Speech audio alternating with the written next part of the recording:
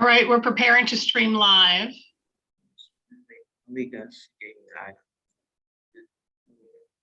Madam Mayor, it is 9:05 and we are live. Good morning, everybody, and welcome to the February Wednesday. Stream live. Sorry.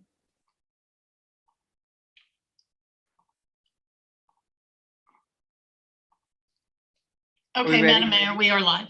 Good morning, everybody, and welcome to the February 9th, 2022 agenda meeting, pre-agenda meeting. Carmen Davis and I are transmitting from Tallahassee. We're up here representing our city to our legislators, and good to see everybody. Sarah's not going to be with us. She's on a plane heading home. We've had different formats, so let's just Would you like me to call the roll? I'm sorry to interrupt, Madam Mayor. Thank you. Yes. Mayor Betty Resch. I'm here. Vice Mayor Herman Robinson. Here. Commissioner Christopher McVoy. Here. Commissioner Kimberly Stokes. Here. Commissioner Sarah Maliga is absent. Thank you, Madam Mayor, and I apologize for interrupting. Oh, please do. I always have to be reminded of this one. So, we have different formats every time we do it as we stumble through and learn how to do this. Does anybody have any pressing issues that they would like to bring up to start out with? Let's just do it that way today. I do have some, but I don't have to go first. Well, you're the one that spoke up, so let's hear it. Okay. One is a question for us in general. I guess I call it the fall because I lived in the north, but back in November, December, we talked about scheduling the new advisory board process in January, and I think January has come and gone. You're so astute. So I would say let's get on that ASAP. We said we I'm glad you brought that up. Yeah. And maybe we could get a list of the open positions or the positions that have expired but are still serving. For some reason, the sound is fading out. I got a lot of it, but Okay, we're going to try to get closer. Is that better? it is. Okay, good. We're in a big room. I agree with you completely, and I'm glad you brought it up. And maybe we could get from the clerk a list of the vacancies, and some of them, like on the HRPB, my person has, she's been serving, 6 months after her term. So if we could get a list several in the same. Yeah. Madam Mayor, I believe that is on the next regular meeting on February 15th, the first reading. And Silvina I believe, has prepared such a list. Okay, thank you. I think it would be good to, so if we get this approved this month, not wait for the full approval to move forward to start looking at possible dates. Sure. So that we can book a time on the calendar so that we just have something solidified that we know that we're moving towards. Absolutely. All right. Yeah, I'm glad it was mentioned again because the concern for quorums with the boards is important. Okay. So anything else, Chris? Yeah, thank you. I would like to get a pool presentation on as soon as possible. So as long as it's, this is the same one I've been asking for about 6 months now. And my understanding is that commissioners can request presentations. So I would like to do that. There's just a heads up that I will be requesting. It's the same folks, I forget what they're called, Ocean Wave, the folks that work with disadvantaged kids. I think it's relevant information for us to be aware of in our thinking about the pool, and I'd like us to have that awareness sooner rather than later. Presentation by who? What's the name? I won't swear that I know it exactly, but I think it's Ocean Wave or something like that. It's a nonprofit that works in South Florida with disadvantaged youth and swimming and ocean and whatnot. So that's just a request, a heads up that I'll be putting that request in. Not the next. I heard not for the next, but I don't know next what. Agenda, not for this coming agenda. I guess I'll get with the city manager to understand when our next meeting is, as long as we can get it before our next pool meeting, next time we talk about the pool. So we'll sort that out. One that's much more broader and general and ongoing is, and I was reading something recently of it, that in the issue of zoning and planning and visioning for our city and trying to get some sort of a real democratic consensus in the city of what we want to be when we grow up, and getting that incorporated into our zoning and LDRs and all that stuff, rather than dealing with each project that comes along individually. Let's try to get our rules to be clear and representative of what people want in the city, and get them incorporated so that developers know what we want, and rather than each individual project coming and being having a lot of public consternation. Let's get our rules. That's an ongoing interest. I am interested in trying to help move that forward in one or another way. But that's kind of just be aware that that's something that I'm interested in. The last one I have is a very specific one. It is somewhat time sensitive as far as I can tell.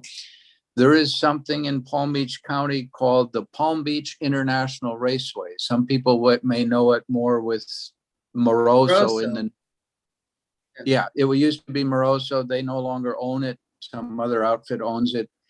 It is under threat of being bought, and the people, it's some Portman something or other. It's probably, I don't know whether it's a hedge fund or what it is, but it's outside folks that want to buy it, and they want a zoning change.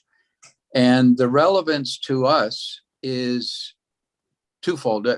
We've been asked to do a resolution of support for keeping the raceway as a raceway. And the reasons that it's relevant to us as a city is like, wait a minute, why do we care? It's not in our boundary at all.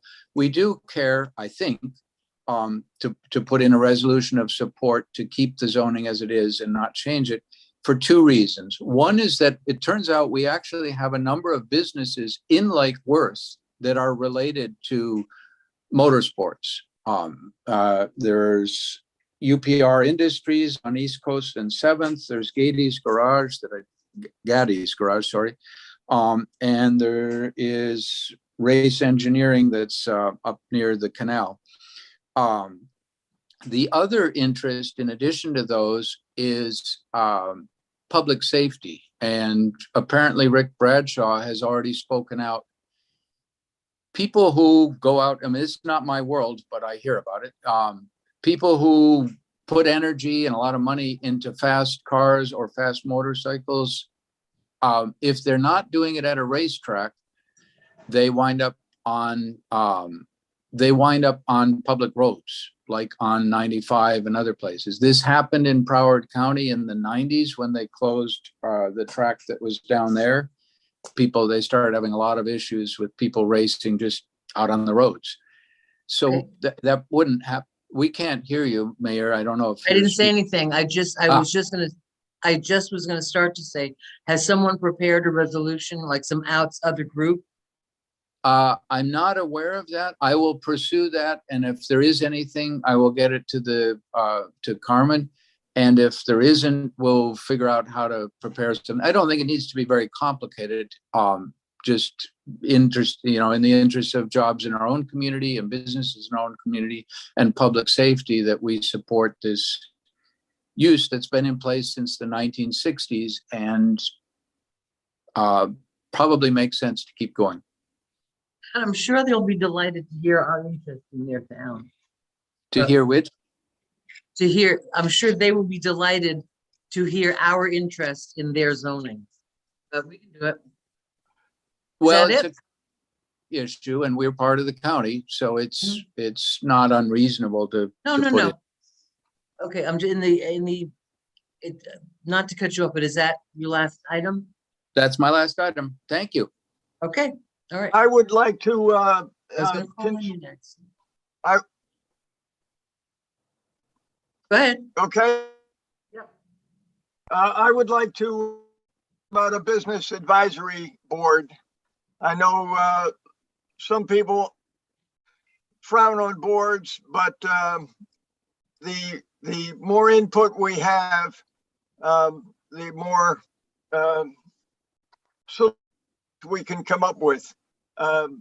The and mobility board, I don't know what the process or progress.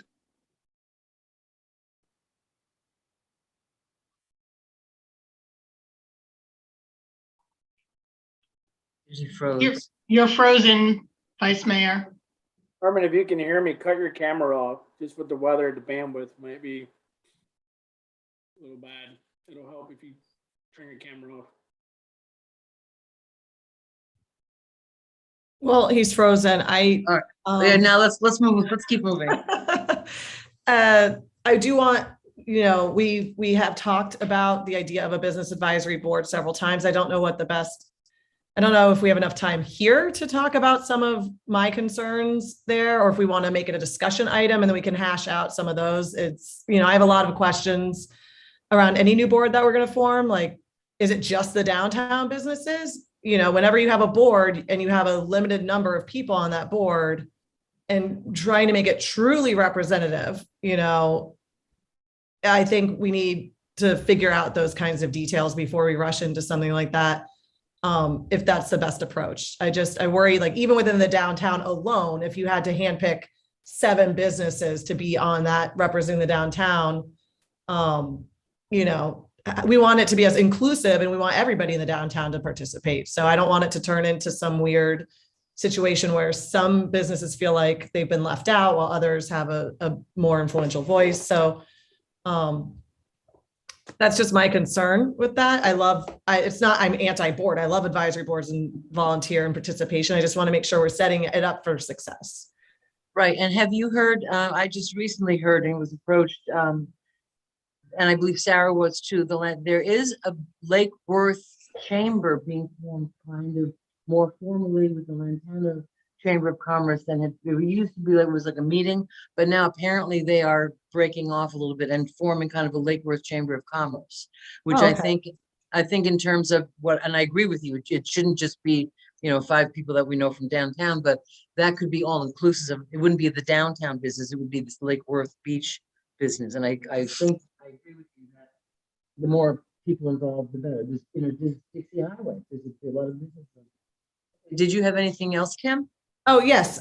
Something I was hoping to add as a late addition to our next meeting, if nobody has an issue with it, is I'd like to get a proclamation supporting public education on there. And the reason I don't want to wait is because of all the legislation that's happening right now in Tallahassee, trying to restrict school board salaries, they're really trying to not allow us to have inclusive education. There's some really horrible things that are going on. I feel like there's not enough attention being drawn to what's going on up there and how it's going to affect public education.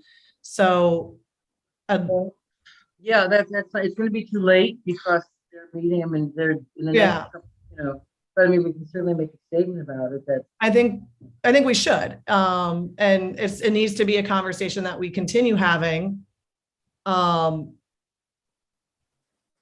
lot, we talk about Tallahassee home rule, the things that happen up there. We go up there, stuff gets pushed through anyways, then nobody talks about it for 10 months until the next year, and then more legislation gets through. And I think it needs to be a continuous conversation. The public needs to be made aware on a regular basis of what's happening, because and I was talking to somebody about the Don't Say Gay bill that is going to be detrimental to our LGBTQ youth. horrible.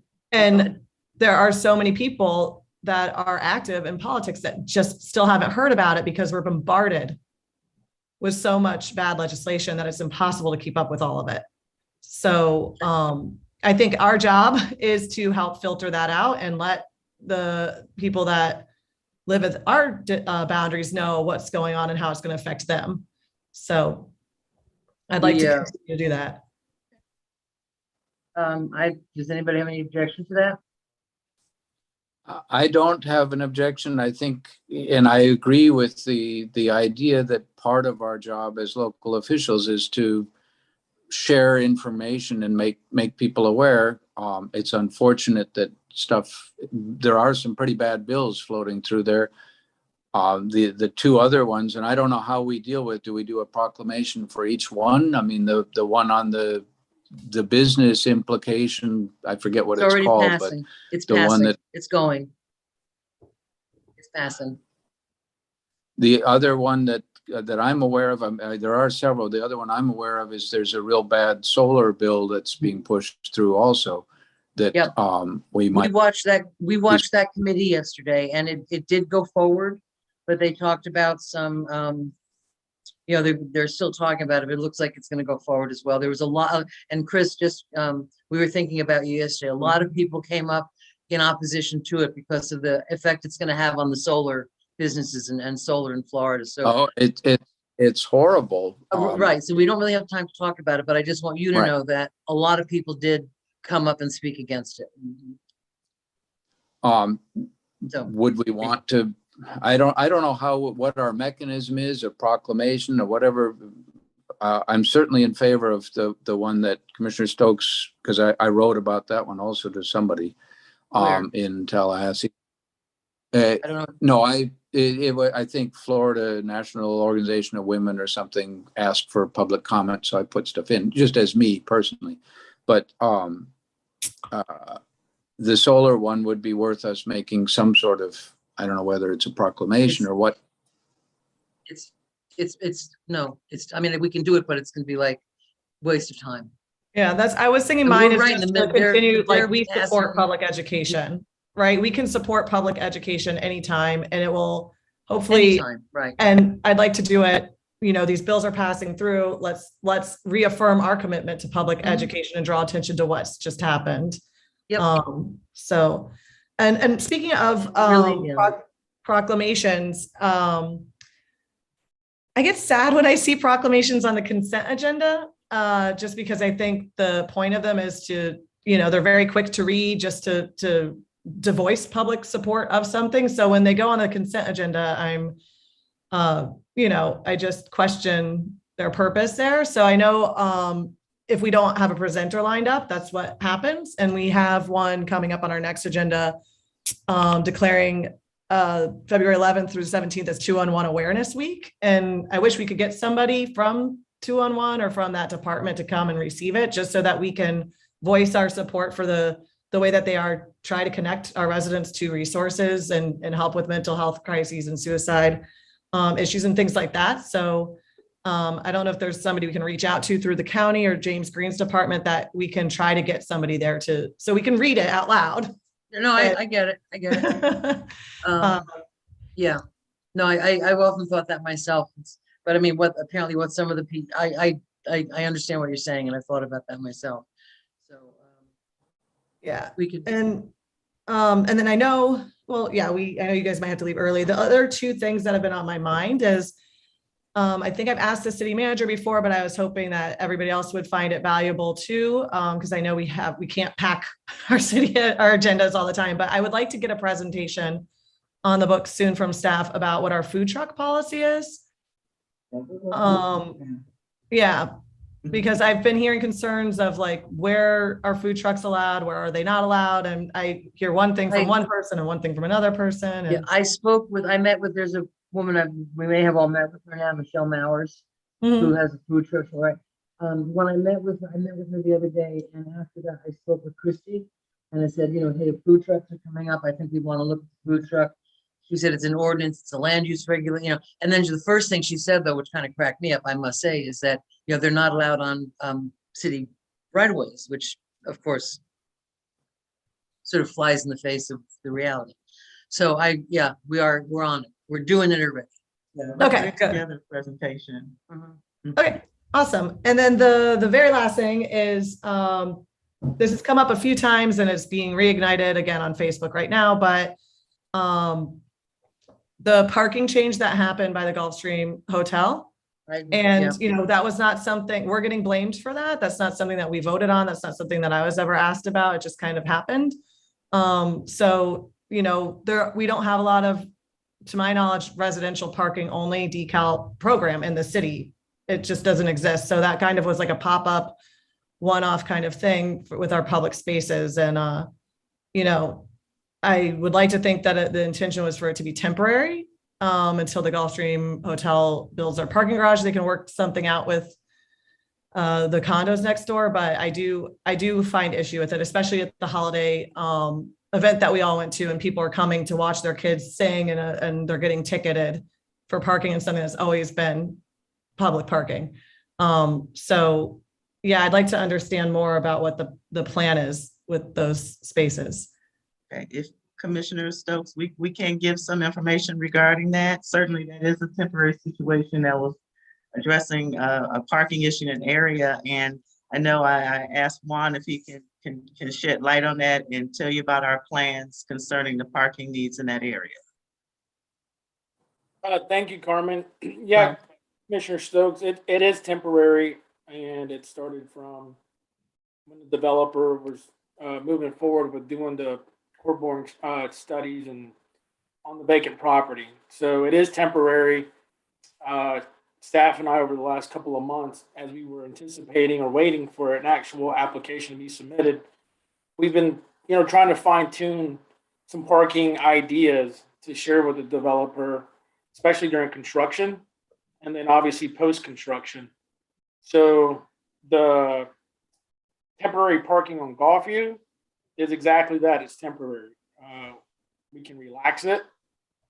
We can keep it in place, to some date certain. We're no longer enforcing the parking, writing citations after, the little hiccup during the holiday event. What we are enforcing is the illegal use of the handicap spaces.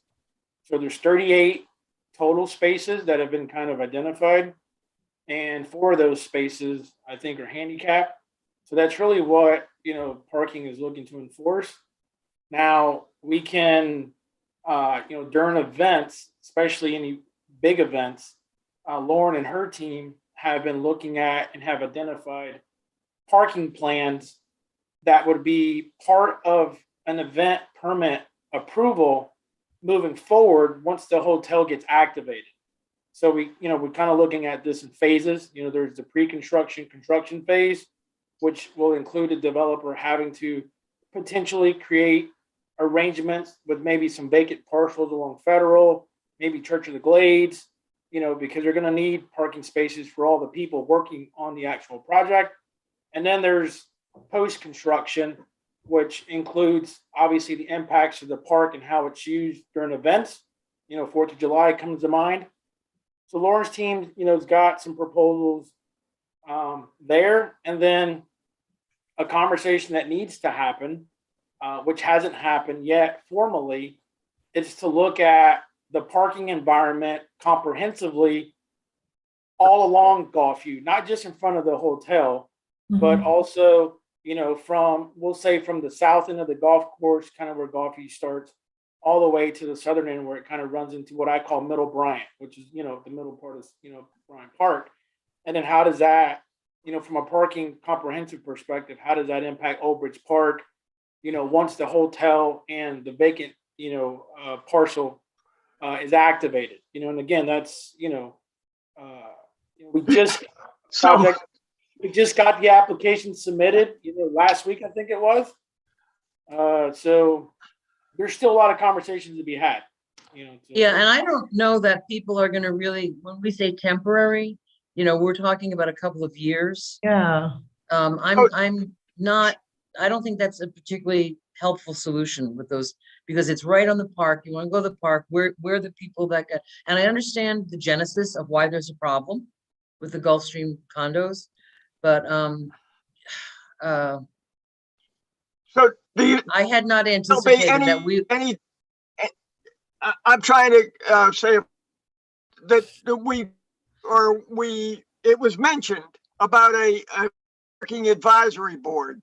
Do you think there's any possibility that citizen input residentially as well as the golf town will ever come about?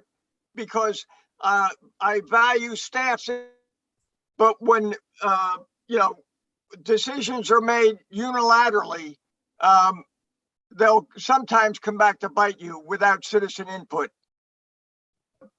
On last agenda, an advisory board for parking. Do you see that happening in the future? I mean, you know, because now I'm going to ask for, you know, I'm very interested in a commerce board of some sort, business advisory board, some mechanism to communicate to government. Commissioner Robinson? Yes, Commissioner Robinson, one thing we can do, since it's so specific to the residents in that area, we can have a specific meeting with those residents in the area to talk about the parking needs and get their input on parking solutions. And so we won't have to wait for an advisory board. We can definitely set up a meeting with the community there to talk about their specific concerns about the parking, get their input, and then come up with, you know, other solutions with their input. well, are we going to do it street by street? Because this is a citywide issue, Well, I thought, residentially. okay, Yeah. I'm sorry. I thought we were specifically talking about the parking needs at Bryan Park and the residents in that area. It is, but it's also residentially important throughout the entire city. We have, Oh, certainly. I'm not changing that. I was just. well, I'm just interested in moving forward to solutions. Let me interject really quick if you guys don't mind. And this is more just education for Carmen because, you know, she wasn't here. But there have been multiple meetings with staff and the condo association, which is why what is there, that's where it resulted from, was trying to find an intermediate solution. And but I'm trying to expand the conversation for the bigger. Right. We seem to be bogged down in every issue that Lake Worth has. We come down to a minute part of it and then miss the big picture on so many of our issues. Ability of our city, residentially and commercially, is an issue throughout the city. And if we don't have more conversation about it, decisions will be made, I'm going to say unilaterally, and then they're going to come back to bite us. You know, so that's I'm disappointed that in the progress of a mobility and parking board, because now I'm interested in, I haven't given up on the mobility, but I'm interested in a business oriented board. It's evident that we need more input. What does anybody think of having the artwork in Bryan Park emphasizing the importance of recycling, recycling bins in the park? You know, this is we fall short and then embarrass ourselves. I'm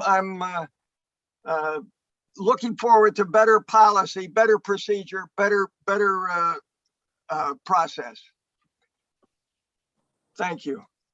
Hey, Madam Mayor, can I just attempt to unpack that a little bit? Sure. There's a lot in there. And Commissioner Robinson, I don't want to put words in your mouth. I just want to help, you know, the conversation. Okay. And you were freezing up a little bit, so it was a little choppy.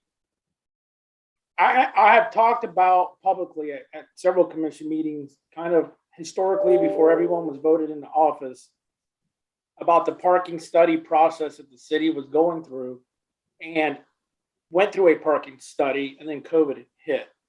Part of that parking study was looking at everything comprehensively, as I've talked to you guys before this one-on-ones, you know, essentially from the beach all the way to the roundabout at 8th Street, a couple blocks north of Lucerne and a couple blocks south of Lake.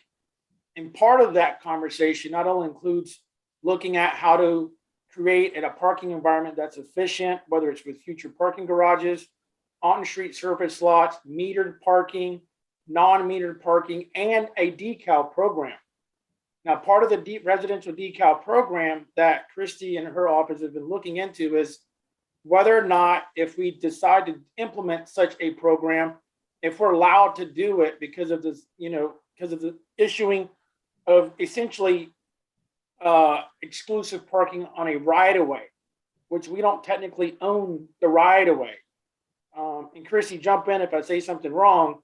I'm pretty sure I'm pretty close to the fact on that. Sure. So as we look at parking comprehensively, yes, we need to kind of go back, revisit a lot of the work that was done prior to you being in office, and then kind of pick up and go in whatever direction this body wants to go in. Okay, it sounds very eerily similar to the pool. We got to a spot, COVID hit, and things just kind of stalled out. Now, in an interim period, yes, there's obviously the Gulfstream project, the conversation. We've been talking about that project for 3 years, and finally we have an application. So from this point on, to me and staff, we just met with the site plan review team yesterday for 4 hours, going through the plans and making comments, and parking is a big part of that process. So now we're at the point where there's no time for just talking about things in concept. We kind of need to almost get into we need to, bring public conversations and make decisions and commitments on how we're going to, evolve with our parking environment. And a parking mobility advisory board, if that is something that this board so chooses to implement as part of that process moving forward, we'll do whatever you want us to do. Okay. So, there's a lot of moving pieces in here. And I think if we go back to Commissioner Stokes' original, inquiry was, this was temporary. It started back, I want to say, before December, right before the holidays. We can relax it. Okay. I can have that go away before lunch. But just understand that there were multiple meetings with the condo association, all right, on parking in general and how it impacts them directly. So staff, the hard part is maybe to Commissioner Robinson's point is when we only are hearing from the Gulfstream Condominium Association, and we're not taking into account the impact it has on everybody else that uses that area. So I think that's the problem, that, it was very targeted to this one quick solution for them. And to the mayor's point, temporary does mean quite a few years. I know that they had to block off that parking lot to do their study, but is that parking lot going to sit empty from now until they break ground?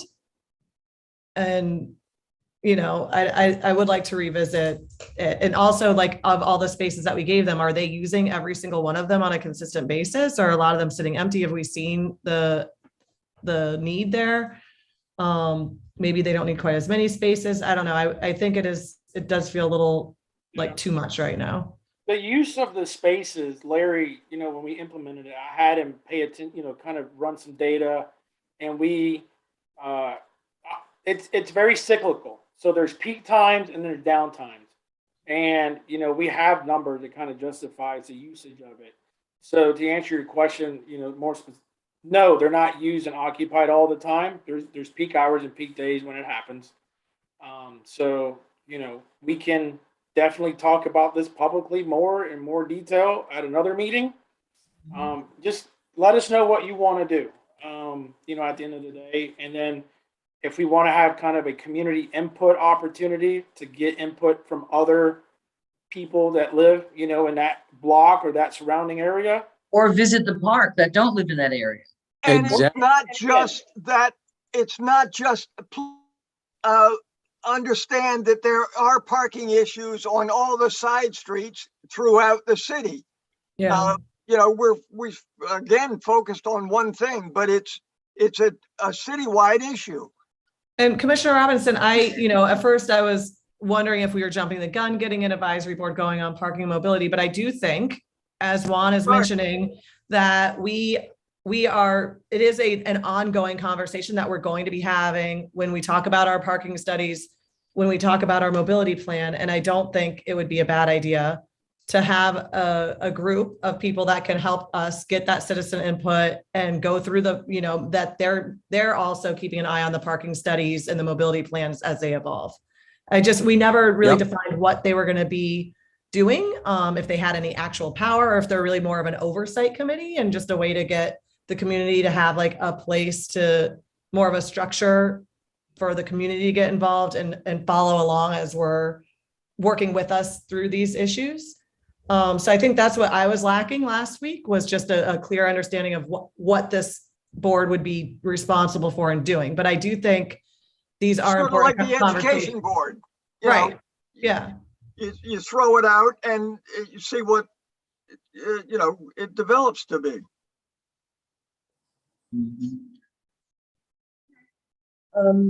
So can I get some clarity, just specifically, we'll take a small chunk.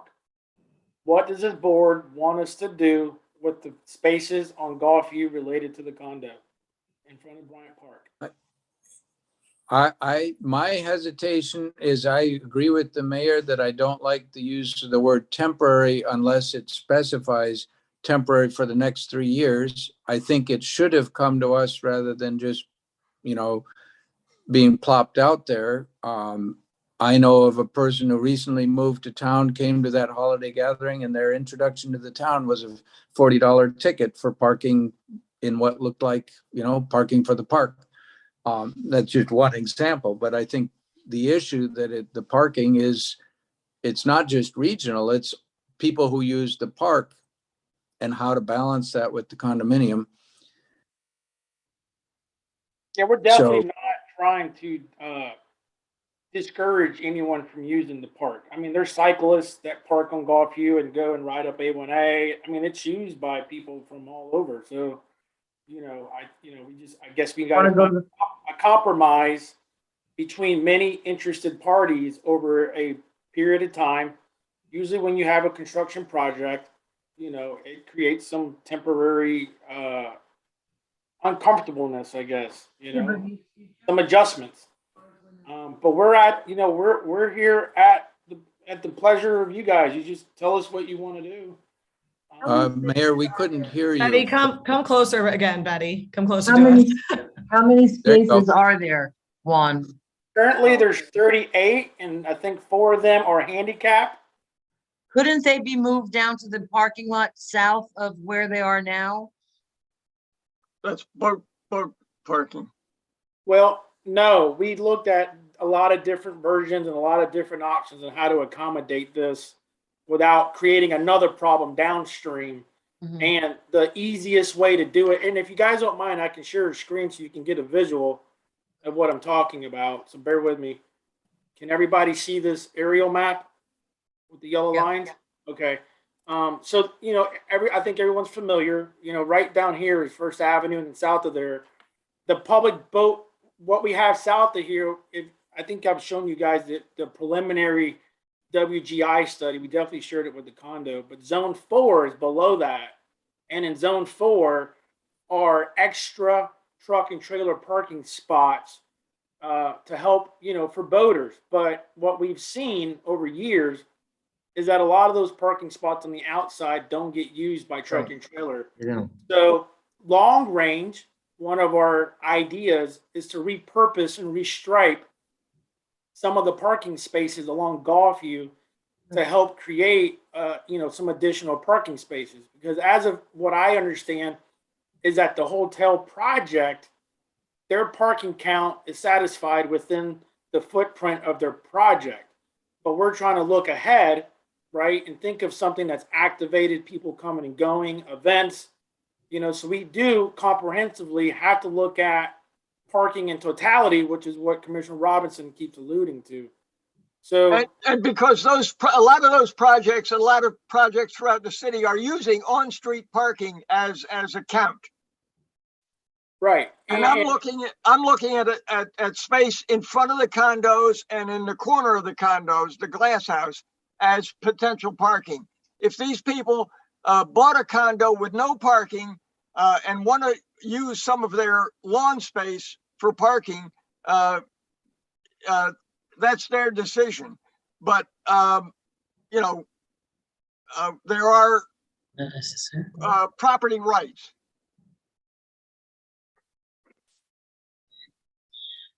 Well, And there's public rights, and the public has a right to on-street parking. Yeah. And I just want to be clear, that initially, it's probably been a year now, when we were looking at the whole area, not just the Golfview in front of the condo and the hotel. There was, a schematic that talked about cutting into Bryant Park a little bit. We've since walked away from that idea, so that's not even part of any future conversations on trying to create additional parking in a parking environment that has an activated hotel. How much effort is it to restripe that stuff? Like, I know when we had the Gulfstream conversation, William Waters had presented a few options, and there's already ideas in the works. So do we need to wait for the Gulfstream Hotel to be complete for the commission to decide which direction we want to go into with the other parking? And then, like, can we move on this quicker is what I'm wondering. Well, if you remember, just part of the MOU that was, signed for the project was $1 million investment that would make streetscape improvements to the block. So Golfview, up first, back up, Lakeside, the block where the hotel's at. And part of that improvement would include restriping, actually moving this median over a little bit and creating additional parking spaces within that.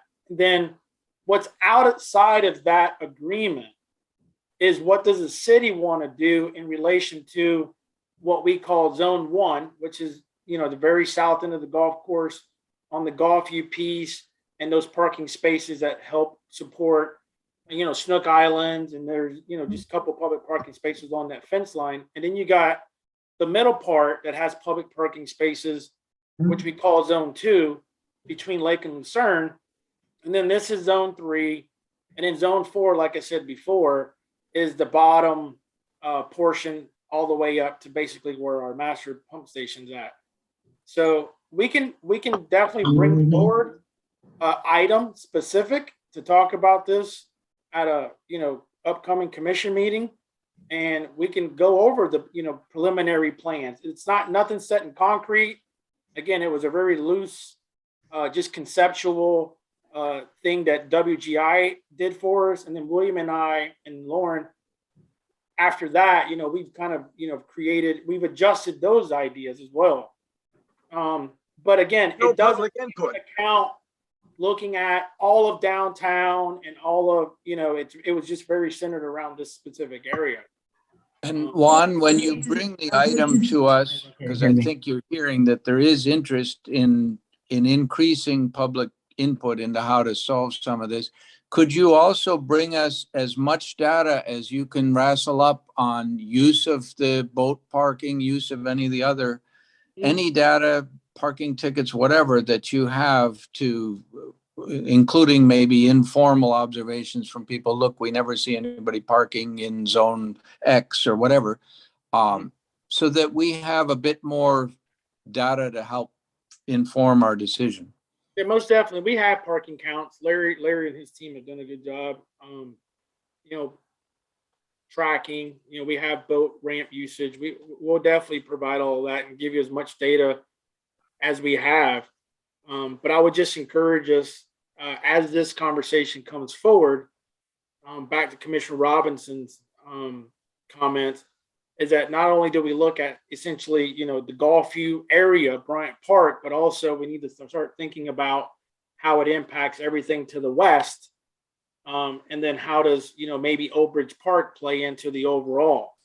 Trying to create parking solutions, in my opinion, for construction time is one thing, but then creating parking solutions for when this block is activated, right? If the hotel goes on to open and, and whatnot, that's a whole nother conversation as well. But they all almost have to be done concurrently, because you don't want to create an issue downstream by trying to solve something upstream. Yeah. Okay, two things I want to mention. I'm going to be doing a state of the city address, and I'm probably going to wait till after the election just to let everything settle down. And any input that any of you have for things that you would like us to high point that we've done, please just give them to me and I'll include them. And Carmen has something from Sarah, and then we do have to go. We've got to pack up and find the next building to be in. Wandering around Tallahassee in the freezing cold. Hello, everybody. On behalf of Commissioner Maliga, she wanted me to mention an item and your thoughts about some information that she would like you all to consider, being that it's marked about a year for your term and leadership as commissioners, and as the city has progressed since that time. And she wanted to present or get your thoughts about putting together some achievements, some progress items, some highlights that have been accomplished during this 1 year marking.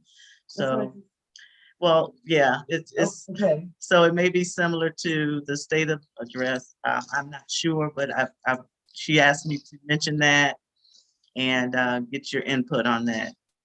Yeah, I think that's a part of our mayor's job to represent. I personally would love to see the state of the mayor's address. I'm not going to get into details to highlight our achievements. I think that's important. But I get frustrated when I see politicians that completely turn a blind eye to the realities of the challenges that we're facing too. So what? I can't get closer, Betty. I think I would hope that you know me well enough to know Yes. that challenges are part of what we talk about. Okay, good. Absolutely. Oh, no, Yes. I'm not just, hey, we did a great job, but it's got to be all inclusive and what we're facing. That's what I'm asking you guys a little bit, because I can't remember everything that's happened or everything we want to do. So I'm just looking for some input from you guys so that I can present it in a cohesive fashion Yeah. to our constituents. Yeah, I think that's The great. staff can bring some. Thank you, Mayor, for that request. Yeah, Thank yeah, absolutely. So we do have to pack up and find a place to stash my laptop and find a place to talk to Ms. Berman. So we're gonna sign off. We thank you, everybody. Parking. I mean, dare I suggest we have a workshop on the parking? Or a parking board. Both. Madam Mayor, really Yeah. quick. I can appreciate the spirit to have workshops, but if you recall a couple meetings ago, we have a running list of topics for workshops. We do. The difficulty is finding dates. Right. As we get closer to April, May, then all of a sudden budget workshops start to take Mhm. hold as well. So Sylvina and Melissa have tried very hard to try to find windows of opportunities Right. to have everybody present, and that's not been very easy. So we can most definitely schedule workshops, but again, they might get stretched out, over many, many months. It may not come as quick because, again, we got to just prioritize what topics do you guys want us to bring forward first. Okay, I get that. I understand that. Maybe we'll talk about it more at a meeting, but they're now calling us to leave. So have a great week, everybody. We'll see you soon. Absence makes the heart grow fonder. I'm counting on that. Safe Now, travel. don't you talk nasty about me when we're gone. All right. See y'all later. Bye-bye. Right, Carmen? Bye.